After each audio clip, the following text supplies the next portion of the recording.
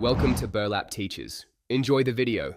In this video, I will show how to make a lollipop flower bouquet. First, let's gather our essential supplies. You'll need about 12 to 24 lollipops, depending on your desired bouquet size, along with 2 or 3 complementary colors of tissue paper. Don't forget floral wire or pipe cleaners, floral tape, sharp scissors, a sturdy vase, a styrofoam ball to fit inside, and a beautiful ribbon for the finishing touch. Having everything ready makes the process much more enjoyable. Now, let's transform our lollipops into delightful flowers.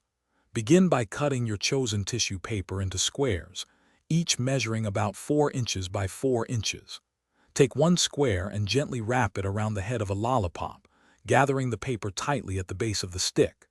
This creates the petals of your sweet bloom. Secure this gathered paper firmly in place using a small piece of floral tape or a pipe cleaner, ensuring it won't unravel. With your lollipop flowers ready, it's time to assemble your beautiful bouquet.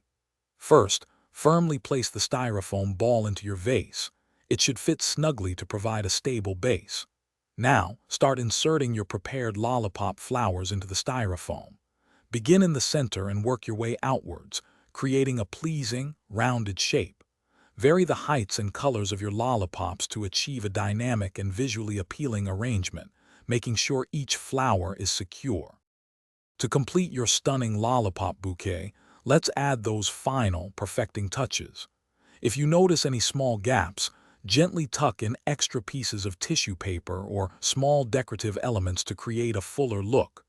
Next, take your beautiful ribbon and tie it around the vase or the base of the bouquet, adding an elegant and festive flourish. Finally, take a moment to ensure all your lollipops are securely in place and that the entire presentation is absolutely perfect for gifting or display. Thanks for watching. Consider subscribing if this video helped you.